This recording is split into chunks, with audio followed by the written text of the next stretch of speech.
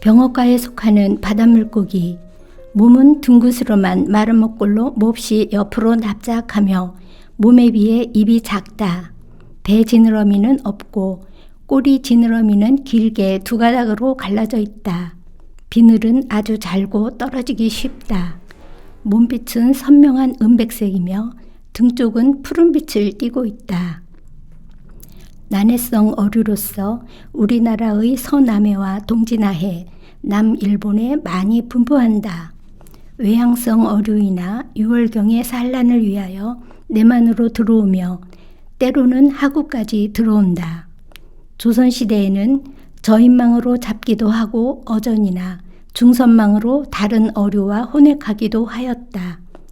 일제시대에는 유망, 안강망, 정치망 등으로 많이 잡았고 요즘에는 근해 안강망과 대형, 기선 저인망에 많이 잡힌다. 병어는 여름철의 고급어로서 맛이 있는 생선이다. 미추홀의 병어를 만나다. 할아버지와 아버님이 6.25 때 대청도로 나왔어요. 저는 대청도에서 태어나서 초등학교 졸업하고 인천으로 나왔죠. 그래서 생선 다루는 거는 대청도식으로 다 취급하고 있어요. 생선은 대청도 물건도 가져오고 연평도 것도, 연평 같은 경우 옹진수협 공판장에서 물건을 가져오죠. 병어는 지금 6월이 제철이에요. 예전에는 잡어였지만 지금은 많이 귀하고 지금 병어 같은 경우는 알을 뱄어요. 그래서 더 비싸고. 예전에는 수출이 없었는데 지금은 중국으로 수출이 많이 들어가고 있어요. 예전에는 수입을 했는데 지금은 역수출을 하고 있다 보니까 가격이 많이 올랐죠.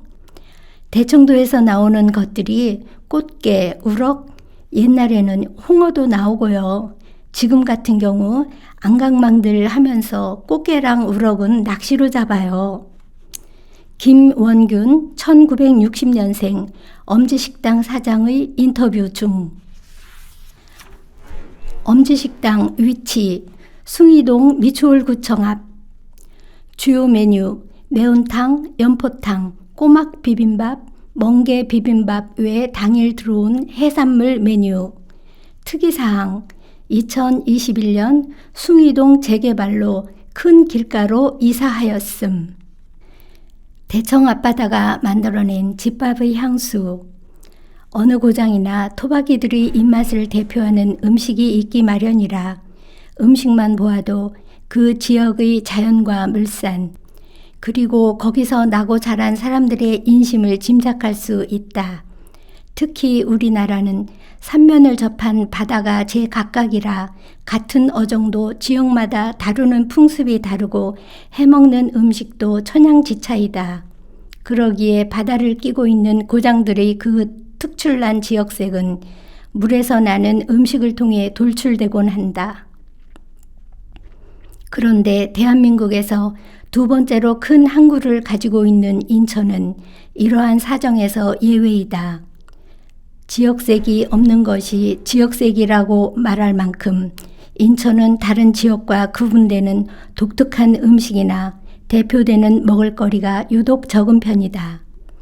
이는 바로 인천이 1880년대 이래로 대한민국의 관문 역할을 하였던 제2의 항구도시라는 데 연원을 찾아야겠다.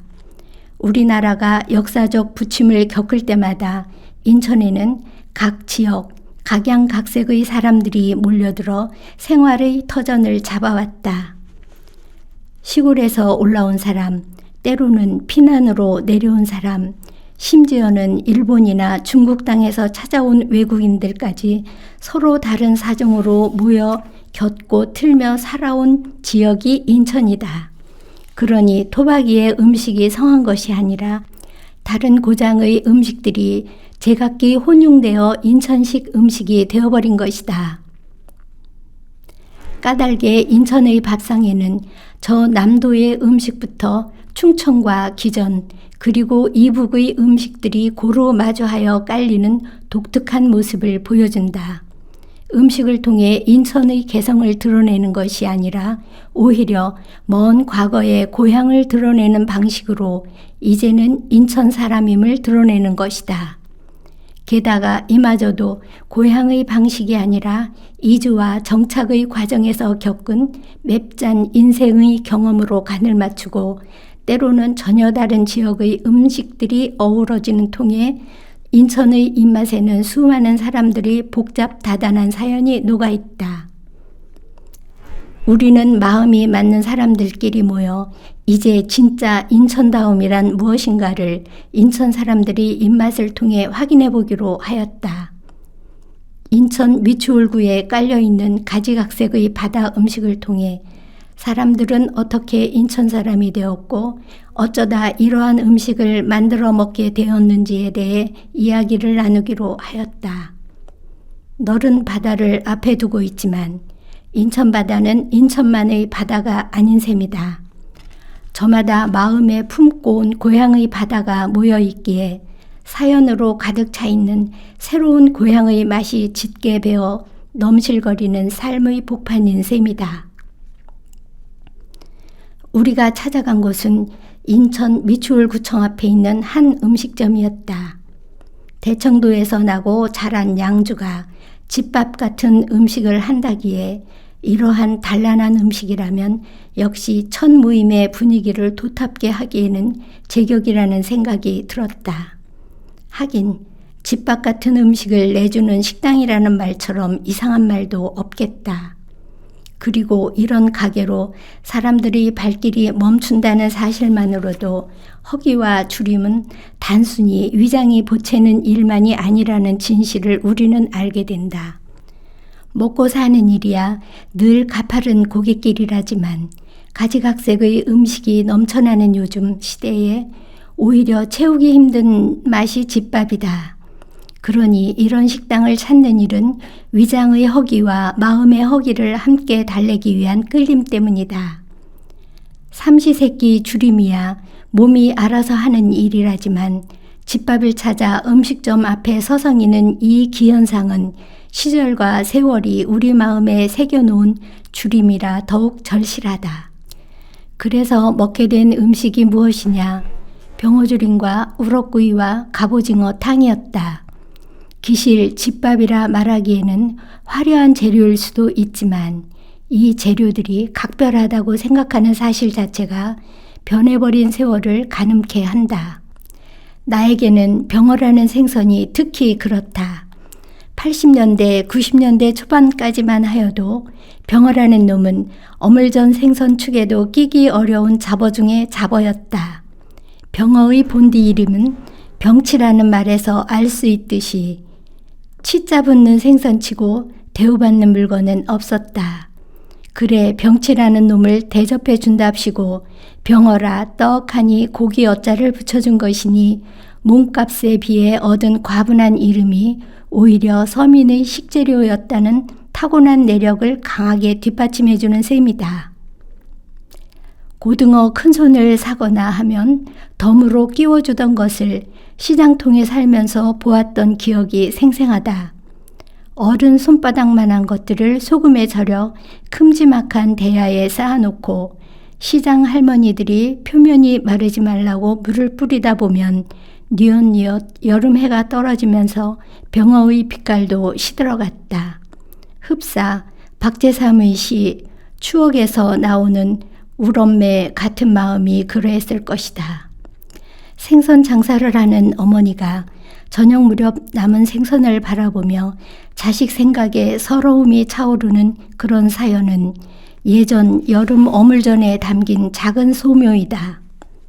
특히나 병어와 같은 여름 생선은 해가 떨어지는 일만큼 야속한 일이 없었다.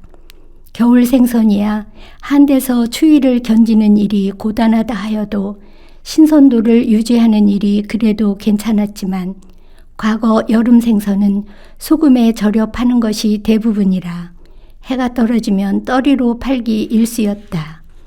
그 떠리도 되지 못하면 박재삼이 그렇게 시에서 애달프게 찾는 울엄매처럼 물이 가버린 생선 눈깔들이 닿지 못하는 은전과 도무지 펴질 요량이 없는 생계의 막막함으로 다가왔을 터이었다. 하지만 값싸고 시장 어디에도 무진장으로 널려있는 생선이 병어였던 만큼 이 짐승은 서민들의 여름 식탁에 늘 가까이 있었다는 사실은 부정하기 힘들 것이다. 뼈째 썰어 막회로 소주 안주가 되기도 하고 조리거나 쪄서 밥 반찬을 해먹기도 했다. 살이 희고 달기 때문에 얕은 맛이 있는 축에서도 갈치와 함께 대표되는 생선이 아닐까 한다. 하긴 요즘은 얕은 맛이라는 표현 자체가 사라져가니 얕은 맛이라는 미감도 사람들의 입맛에서 사라져 가는지도 모르겠다. 마늘을 먹고 아리다는 말을 못하고 엉뚱하게 맵다라고 말을 하는 시절이니 개의 내장이 지닌 달보드레함이나 조개가 뿜어내는 배치근함 따위의 맛은 이제 사라져가는 맛이다. 음식은 남아있지만 음식을 대하는 태도가 척박하여 이제 우리 입맛에는 맵고 달고 짠 것밖에 남지 않았다. 그래서 병어조림은 졸지에 음식점에서 무려 집밥의 반열에 오르는 신분 상승을 하게 된 것일지도 모르겠다. 얕은 맛이 주는 정다움이야말로 고급스러운 재료가 아닐지라도 밥 한 술 잘 먹었다는 생각이 절로 들게 해주니 말이다. 하지만 안타깝게도 이제 병어는 몸값 자체가 높아져서 더 이상 서민의 음식이라 부르기 어렵게 되어버렸다. 옹진수협에서 일을 하셨다는 남자 사장님께 여쭈어 보니 이제 병어도 중국으로 수출이 된단다. 몇 년 전만 하여도 대청 앞바다에서 무분별하게 어족 자원을 남획해 가던 중국 어선과 해경이 거친 무기를 들고 대치하는 장면을 볼 수 있었는데 이제 그나마도 사정이 달라졌다고 한다. 쾌속정을 타고 온 중국 어부들이 해경을 발견하면 배에 붙어있는 모든 창구멍을 막아버리고 전속력을 다해 북방 한계선으로 도주한다는 것이다. 그러니 우리 해경이 이들을 잡을 묘수가 없다. 아마도 남북의 바다가 하나로 연결되는 날이 오지 않는 이상 병어 역시 오르는 값만 있지 내리는 값은 없을 것이다. 서민의 생선값이 오르는 사연치고는 서글픈 우리 자화상이 배면에 깔려 있어 더욱 마음이 아릴 수밖에 없다. 어떻든 이 5월 알배기 병어로부터 갑오징어 그리고 우럭은 대청 앞바다에서 안강망식 조업법으로 잡혀 들어온 것이란다. 병어를 졸여주기도 하지만 그날 조업 상황에 따라 좋은 물건으로 음식을 해주신다고 한다. 안강망 조업 이야기가 나와서 물어봤더니 역시 선대 고향이 황해도라고 주인이 말하신다. 대청 앞바다의 세찬 조류를 이용하여 하루 2번 자루 그물로 온갖 종류의 물고기를 잡는 방식인데 어족 자원 보호 차원에서 더 이상 정부가 허가를 내주는 방식이 아니다. 그러니 안강망으로 조업을 한다는 것은 이미 오래전부터 여기서 조업을 하였다는 말이 되고 또한 굳이 이북 황해도와 가까운 대청도에서 오랫동안 터전을 잡을 수밖에 없었던 사연도 자연 알게 된다. 인천에는 유독 황해도 실향민이 많은데 까닭은 고향이 지척에 있기 때문이다. 대청도는 눈에는 보이지만 닿을 수 없는 땅이 바다 건너로 바로 보인다. 여자 사장님 역시 황해도 출신의 할머니께 음식을 배웠다고 하는데 어머니가 아니라 할머니에게 음식을 배웠다는 말 한마디에 신선한 삶의 내력을 굳이 묻지 않아도 알 수 있었다. 그래 대청에서 나고 자란 두 분이 이제는 미추홀 구청 앞에서 선대에 대물림 받은 방식으로 잡은 생선과 또한 선대에 배운 방식으로 황해도 음식을 해주시는 것이다. 그러니 이는 집밥 중에서도 집밥이라는 생각이 들을 수밖에 없었다. 가 닿을 수 없는 집을 음식으로 구현해낸 것이니 가위, 집밥이라는 말이 아니 어울릴 수 없는 것이다. 한편 병어만큼이나 요즘 우리 식탁으로부터 멀어져 버린 것이 주인이 끓여주신 갑오징어이다. 예전 오징어가 금값이 되어 짬뽕값이 오를 수밖에 없다는 기사를 읽고 기가 찬다는 생각을 한 적이 있었다. 왜냐하면 중국집 짬뽕에 오징어가 들어가지 않은 것이 이미 여러 해 전부터의 일이기 때문이다. 대신 요즘 짬뽕에는 페루산 대왕 오징어 따위가 들어간다. 그러니 들어가지도 않은 재료를 들어 가격 인상을 이야기하는 사정이 이해 못할 바도 아니지만 야속하다는 생각이 들기도 하였다. 하여튼 오징어 몸값이 오르는 통에 이 갑오징어는 더욱 귀한 물건이 되었다. 함께 배석한 선생 말씀으로는 과거 인천 중국집에서 짬뽕을 시키면 갑오징어를 넣어줬다고 한다. 하긴 동해에서 잡히는 일반 오징어보다야 서해에서 잡히는 갑오징어를 넣어주는 것이 인천 사람 입장에서는 순리일 법도 하다. 우스꽝스러운 짤막한 다리와 두툼한 몸통을 가진 이 원시동물 같은 생명체는 몸통에 자기 몸만한 유선형 뼈를 품고 있다. 예전 병원에 쉽게 가지 못하였던 시절에는 이 뼈를 갈아서 상처난 자리를 지혈하였는데 그러니 식욕과 구급을 동시에 챙겨주는 고마운 짐승이 갑오징어였다. 한편 이 오징어 이야기를 하면 이름에 대해 말하지 않을 수 없다. 역사를 전공하시는 선생 말씀으로는 오징어의 원래 이름이 오저거였다고 한다. 까마귀 오자에 도적 적자가 붙은 생선이라니 꽤나 흉한 이름이다 싶지만 기실은 까마귀가 훔쳐먹을 만큼 맛있는 생선이라는 유래를 지녔단다. 그러니 까마귀가 채간다는 말만 들어도 과거나 지금이나 오징어는 채반이나 줄에 널어 건조시켜 먹는 음식이었던 셈이다.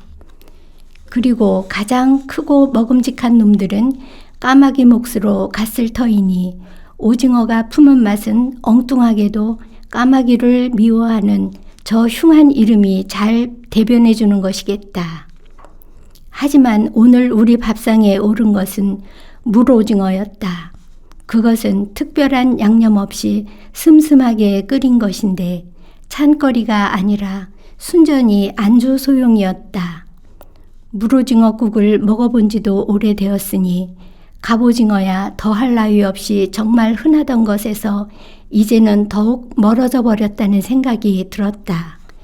그러니 오늘 먹은 집밥 같은 음식이란 아이러니컬하게도 이제는 멀어져 버린 음식이라는 공통의 분모를 가지고 있는 셈이다. 병어도 그렇고 갑오징어도 그렇고 흔한 것이 멀어져서 특미가 되어버리는 시절, 고기가 아쉽던 시절 푸성기의 단출함을 달래주기 위해 졸여주었던 찬거리들이 이제는 이렇게 집밥으로 다시 소환되는 시절을 우리는 걷고 있는 것이다. 그리고 마지막으로 또 하나 정겨운 음식으로 술잔을 기울였다. 우럭구이. 보통 우럭이라 하면 회로 썰어 먹거나 대가리가 크고 뼈가 굵어 탕맛이 좋다 하여 매운탕을 끓여 먹는다. 뼈와 내장으로부터 가득 배어나오는 기름이 탕의 일미를 담당하기에 인기가 높다. 하지만 이러한 방식은 한 마리씩 생물을 사다 먹는 방법이고 어업이 생업인 섬 사람들은 오히려 염장을 하여 말려 먹는 것이 일반적이다. 그야말로 생활 음식으로서 섬에서는 이러한 반건조 생선들이 고안된 것인데 이렇게 말린 것을 보통은 찌거나 구워 먹는다. 섬 사람들에게는 염장우럭을 쪄먹는 일이 더 흔한 일이지만 지금 일반의 입맛으로는 그 냄새를 감당하기 어려울 것이다. 이것도 멀어져 버린 취향증의 하나일 것이다. 까닭에 오늘 우리가 먹은 우럭도 쪄서 먹는 것이 아닌 구워 먹는 것이었다. 그리고 놀랍게도 전혀 짜지 않고 간기가 없었다. 수명이 늘어나면서 나트륨의 함량을 걱정하고 이제는 간기 있는 것은 미식의 반열에조차 오르지 못하는 유행 탓도 한몫하리라는 생각이 든다. 기실 이 염장우럭은 보존을 겸한 찬거리인지라 무척 짰었는데 유서와 같은 시간에 우럭의 소금기도 썰물처럼 씻겨나간 셈이다. 물론 이 우럭이 예전만큼 짰다면 아마도 살점을 뜨자마자 얼굴을 찌푸렸을 것이다. 하지만 응당 짜야 하는 그 고유의 개성이 사라지는 것은 한편 아쉬운 일이기도 하다. 그 대표적인 예가 아마 젓갈일 것이다. 요즘은 오징어젓조차도 소금이 아닌 물엿에 절이는 까닭에 젓갈이라는 고유의 정체성을 잃어버리고 젓갈이 사가 만드는 배치근한 맛도 느끼기 힘들다. 아마도 이 집 주인분들은 우리가 먹는 우럭보다는 조금 더 간기가 있는 것을 드시겠지 싶었다. 첫 모임으로 대청도의 생선과 황해도 실향의 사연을 품고 있는 음식을 먹을 수 있어서 반가웠다. 어머니가 아니라 할머니 밑에서 자란 내게 할머니의 고향인 황해도 음식은 유년의 기억이 담긴 엄마 젓과도 같은 음식이다. 더군다나 여자 사장님 역시 어머니가 아닌 할머니 어깨 너머로 음식을 배웠다고 하니 그 사연에 더욱 마음이 안이 갈 수 없는 노릇이었다. 그래서 늦도록 정다운 분들과 술잔을 기울이면서도 아련히 감도는 유년 시절 집밥의 향수에 오랜만에 소년처럼 웃을 수 있는 초여름 밤이었다.